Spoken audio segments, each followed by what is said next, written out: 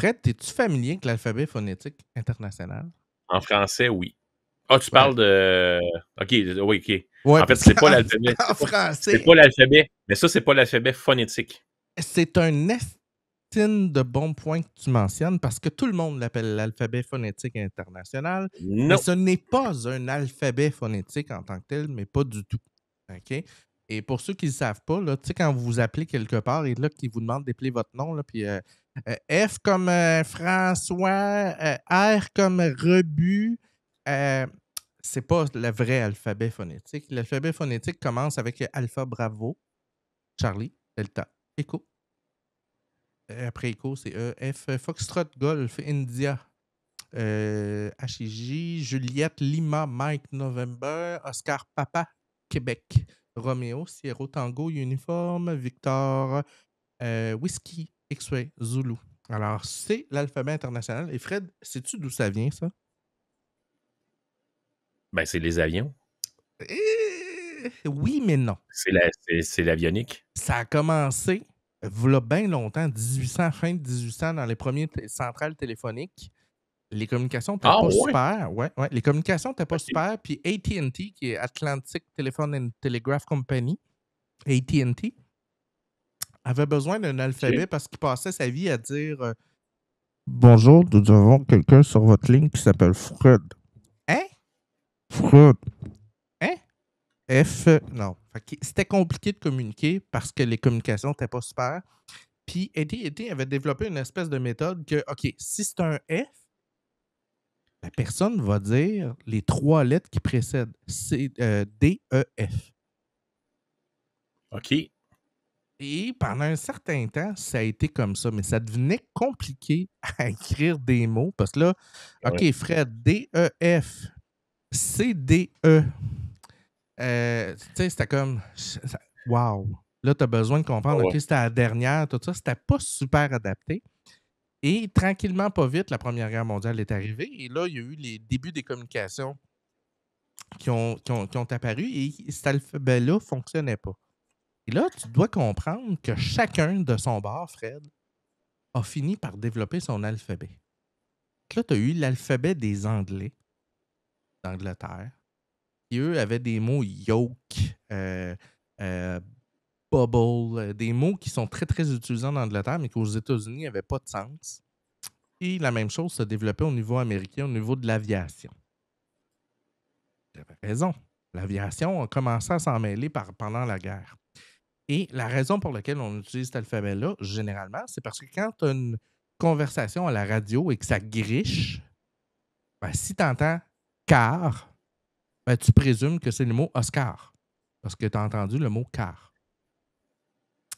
Et là, il s'est présenté un autre problème. La Deuxième Guerre mondiale arrive. Et ces alphabets-là qui étaient développés à gauche et à droite commençaient à créer un problème parce qu'on parlait avec de plus en plus d'alliés. Les Français, les La Anglais. naissance de l'OTAN. La naissance de l'OTAN. Et l'OTAN, ben, il est arrivé avec OK, c'est le fun, mais ton mot, là, en français, on ne peut pas le dire. Les Français, ils n'arrivent pas à le prononcer. Puis, au Portugal, ce mot-là, là, tu dis ça, là, puis la guerre pogne. Puis on veut pas que ça aille plus. Tu comprends? Oui, oui, oui. Fait que ça a créé un gros problème. Et c'est un linguiste du Québec, Jean-Paul Vinet, je pense que c'est l'Université de Montréal, là, je me trompe, ou de McGill, là, je ne pourrais plus te dire, qui était spécialisé dans les langues et qui s'est mis à établir pour l'OACI, l'Organisation mondiale de l'aviation civile, à définir un plan, une norme sur qu'est-ce que devrait être cet alphabet-là. Et il y a certains principes. Donc, il fallait que le mot commence par la lettre à laquelle on le mentait. Alpha ne pouvait pas commencer avec une autre lettre. Il fallait que le mot soit prononçable dans 4 langues, français, anglais, espagnol, portugais.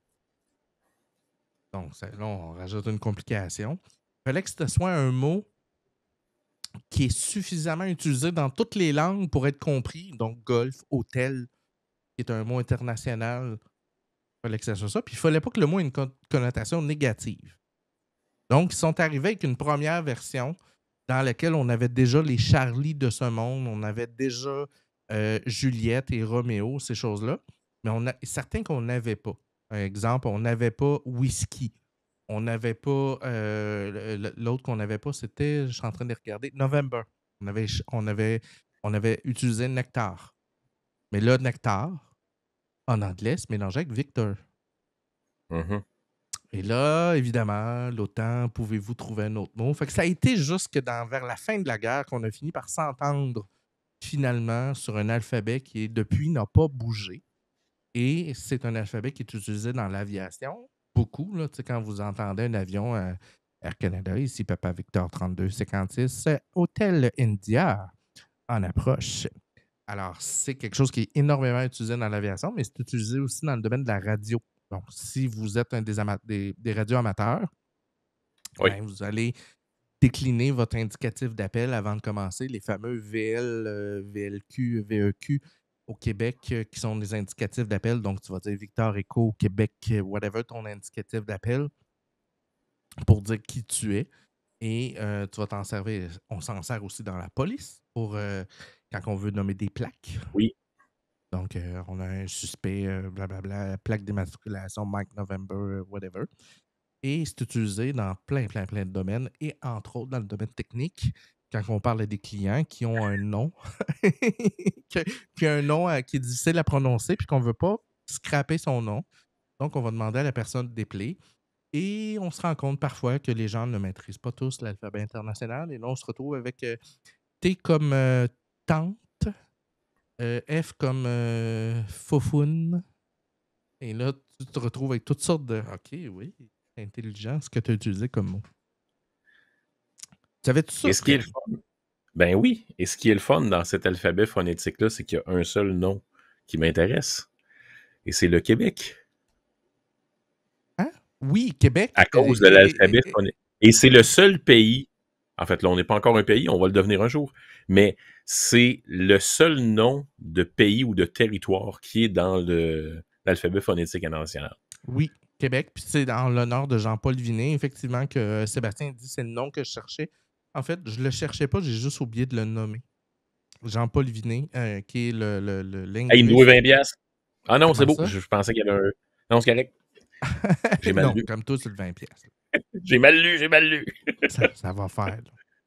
Fait que Mais c'était hey, la... tu sais, Hein? petite anecdote en passant. Tu sais qu'aux États-Unis, on n'a pas le droit de dire le mot fuck dans une chanson ou sur les ondes de la FCC, de la FCC, OK? J'étais pas au courant. Le groupe Mais ça fait Bloodhound du sens. Gang, Ouais. mais tu peux pas dire le mot fuck. Le groupe Bloodhound Gang ont une chanson qui s'appelle Foxtrot Uniform Charlie Tango. Ah ouais? Kilo, excuse, Kilo. Ouais. Donc, c'est le titre de la chanson, c'est Fuck. Puis c'est Foxtrot Uniform Charlie Kilo, le refrain. OK, Bloodhound. Bloodhound Gang. Fox, uniforme, Charlie Kilo. OK. Ouais. On, C'est vraiment, le c'est une mettra pas chanson. très très longtemps parce que je veux pas avoir un strike, mais... Non, non, mais ça devrait aller.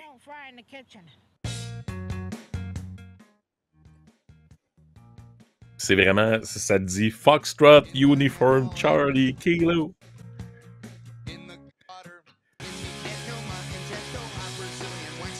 C'est exactement ça.